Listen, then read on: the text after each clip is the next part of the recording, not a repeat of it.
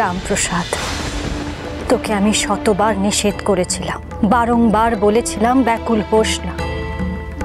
তুই আমার কথা শুনলি না। নিজেকে সংবরণ করতে বলেছিলাম, করলি না। বলেছিলাম এত জেদ ভালো নয়, তাতে নিজের ক্ষতি হয়। তুই গুণাক্ষরেও সেই কথা কানে তুললি না। তুই আমার দর্শন পাওয়ার জন্য নিজের বোধ, বুদ্ধি, সংবরণ ক্ষমতা সবকিছু নষ্ট করেছিলি। তুই দিকভ্রষ্ট হয়েছিলিস, বুদ্ধিভ্রম হয়েছিল তোর রামপ্রসাদ। তোর মনে হয়েছিল তুই আমার স্বরূপ দর্শন করার যোগ্য হয়েছিস।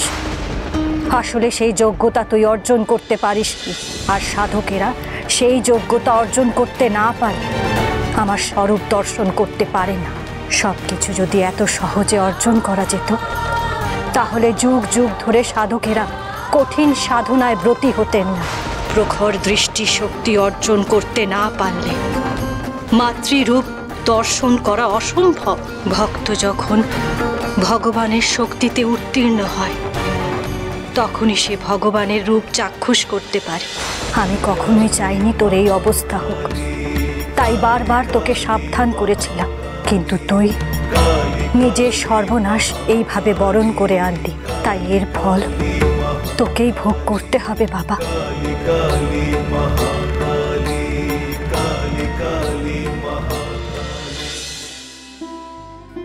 মাগো, কি সর্বনাশ হলো মা। ভুল হয়ে থাকলে তুমি ক্ষমা করে দাও না। এত বড় শাস্তি তুমি দিও না। শাস্তি নয়, শাস্তি নয় সর্বাণী। শাস্তি হলে কি আর মা আমাকে দেখা দিতেন? এ হলো আমার ভবিতব্য নিয়তি সর্বাণী। আমার নিয়তি এমন যে আমি আর কোনোদিন মাকে চাক্ষুষ দেখতে পাবো না। নিয়তি। রামপ্রসাদ, রামপ্রসাদ। গুরুদেবের গলা, গুরুদেবের গলা। হ্যাঁ, গুরুদেব এসেছেন বোধহয়। আপনার বিষয়ে হয়তো কিছু জানতে পেরেছেন। চলুন। আসতে। গুরুদেব, রামপ্রসাদ, গুরুদেব, গুরুদেব। দেখুন, দেখুন গুরুদেব, আমাদের রামপ্রসাদের কি হয়েছে দেখুন। দেখুন কি অবস্থা হয়েছে তোমার রামপ্রসাদ, কি অবস্থা হয়েছে। গুরুদেব, আমি অন্ধ হয়ে গেলাম গুরুদেব। মাকে দেখার প্রচন্ড বাসনা নিয়ে আমি পঞ্চমুণ্ডির আসনে সাধনায় বসেছিলাম গুরুদেব। তারপর কি হলো? তারপর আমি মায়ের কণ্ঠস্বর শুনলাম। কি বললেন মা?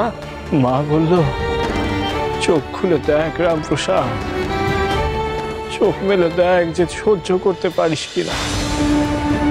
পারলে না সহ্য করতে ঠাকুর? আমি চোখ খুললাম তো, চোখ খুলতেই তীব্র আলোর ঝলকানি লাগলো আমার চোখে। আর তারপর থেকে আমি আর কিছু দেখতে পাচ্ছি না গুরুদেব।